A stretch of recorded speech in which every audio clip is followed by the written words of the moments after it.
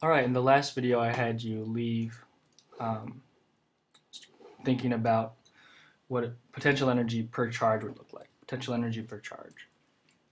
And it kind of stems from how we've thought about electric fields, right? Because electric fields are force per charge. It's the electric force per charge. It's saying, well, I don't know what the force will be, but I know that at this distance, per charge, on a per charge basis, there'll be this much force. So if you put a big charge there, of course the force will be bigger. But I can kind of tell you about the lay of the land by the strength of the electric field. Well, if we use that same concept, we can think about potential energy per charge. And if we look at P1, P2, and P3 again, we can say, well, I don't know what the potential energy is because I don't know what the charge is at P1, P2, or P3. But I could rank them, right? I could say that P1 would be greater than P2, greater than P3, if the same charge was put there, right? And of course, if a really massive charge were put at P2 and a really small one at P1, maybe P2 would have, more potential energy than P1. But if we're just looking at distances or points or locations, right? Potential energy per charge makes a lot of sense. It's like, well, leave the charge out of this. Let's just think about where it is in space and how much potential energy does it have because of where it is. So potential energy per charge is called potential or electric potential.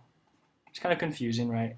So there's electric potential energy, where I could give you, exact number in joules, and then there's potential or electric potential. They're the same thing. And it just tells you, well, the potential energy per charge. So I could say with confidence that the electric potential of P1 is greater than P2, which is greater than P3. Where I couldn't say that the potential energy of P1 was greater than P2 and greater than P3. I said it, but it was kind of under the assumption that I was putting the same charge there. And so just like how force is the electric field times the charge that you do end up putting there, we can say that potential energy is the charge times the electric potential that happens to be there. And the symbol we use for that is a V for electric potential. And then the units are called volts.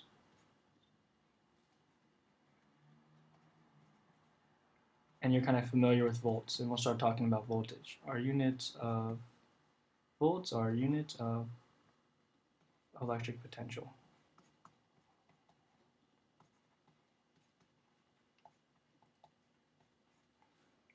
And so how I actually do think about electric potential is very similar to how I would think about potential energy, but instead of thinking about, well, what's the force, right, and the distance that work can be, the force and the distance to figure out how much work can be done on it by a conservative force, or how much work I have to do on it to get it there, you can just say, well, let's not think about the force anymore.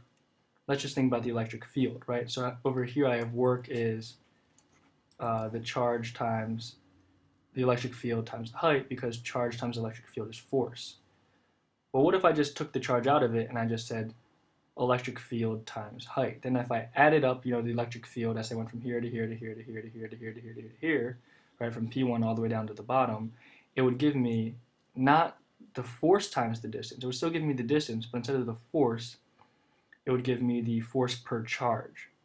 And if I have the force per charge times distance, it will give me the work per charge. And that work, again, is very related to the potential energy. And then I just want you to leave thinking about the differences in electric potential between P1 and P2 or P1 and P3, right? What's the difference in electric potential from P1 to P2, right? How does the electric potential compare between these two and from these 2 points? And again, I think there's some intuitive nature to that, where you can say, well, the electric potential at P1 is pretty high and it's pretty low at P3, so the difference here is going to be bigger than the difference between P1 and P2, and that's called voltage. And we'll talk about that in its own separate video. And voltage is just the change in electric potential from one point to the other. I usually say from A to B, and what we have here is from P1 to P2 or P1 to P3.